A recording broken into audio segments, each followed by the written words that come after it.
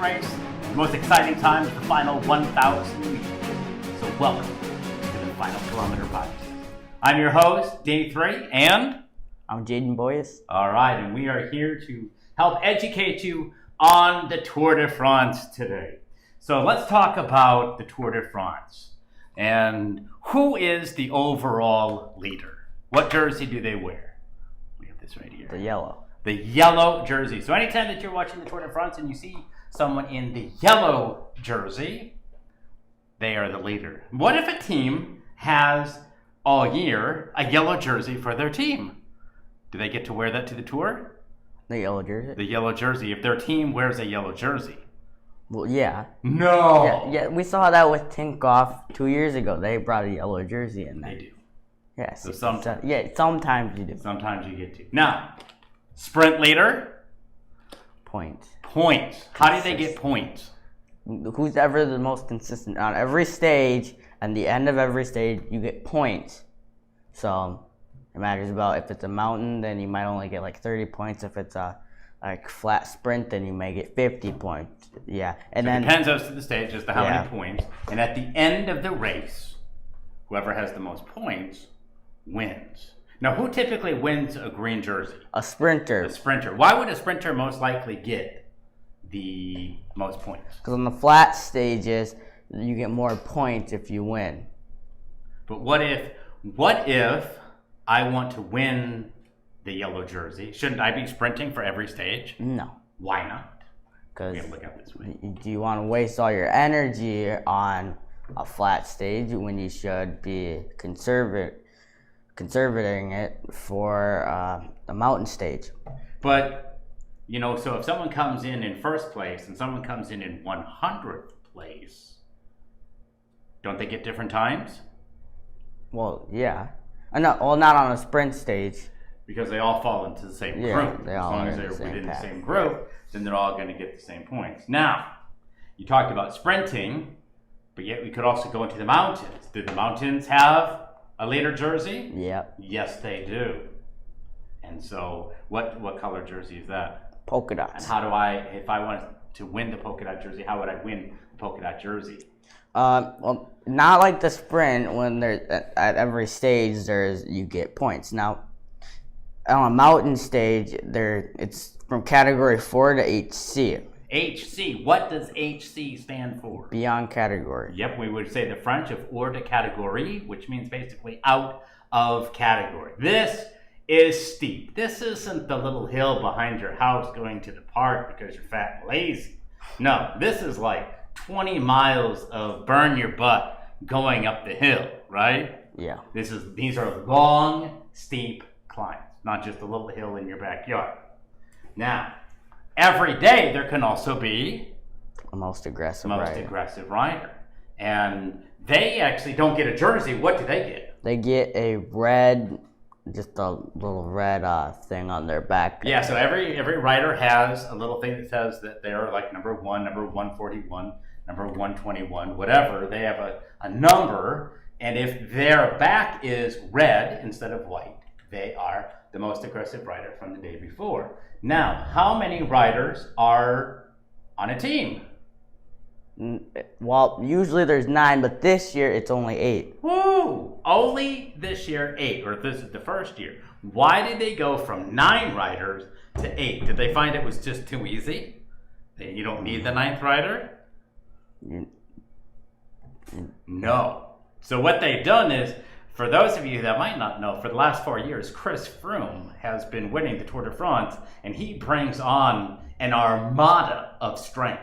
Dominates. And they just absolutely dominate. So to help make the race less controlled by Team Sky, they decided to reduce the number of riders by 1. Now, another reason, too, that they did is there has been concern over rider safety. So if they're reducing the number of riders, there's less chances for injury. So a couple different reasons there as to why they have less riders. So it's going to be interesting how, for the first time in over 100 years, we've got 8 riders on a team, instead of 9. And then another thing you can have on the back, if you have a yellow helmet or a yellow thing on your tag on the back, that means your team is the best overall team. Now, how do they calculate if you're the best team? Is it the best looking people? No, it's if you The best looking bike? no, if your team has the best time. How do they figure that out? Well, like, but the team like They take the top five times. yeah, not 5 times. Yep, and they rank all the teams based on that time. So let's talk about the different types of riders that we might see. Now, to someone who might not watch the tour, they just think that we've got 22 teams of 8 riders that are out there just riding, and everybody's the same, right? Everybody's trying to win. But there's actually sort of a classification as to what the riders are. So, who's the main guy? the captain. Yep, the captain. Now, some of you are like, hey, what are these kind of cool new cards? Well, these is Stages. Stages is a new bicycle racing card game that currently is on Kickstarter that you can find a link at the bottom here that we created to help us play the Tour de France. So, little word from our sponsor, Stages, the card game on Kickstarter. So, we start with the captain, and the captain leads it. Now, The captain doesn't always go for GC because there's like the sprint captains, like Dimension Data. Mark Cavendish is on a sprinting team. All they try to do is like help him to win sprint stages. So if he's the captain, but he won't go for the general classifications. He won't go for the yellow jersey. no, but he's trying to win stages. Yeah. Yeah, stages, the name of the game. Literally, he's trying to win stages. So, now, what's another way, as our viewers are watching the tour, can they find out if someone is a captain or not?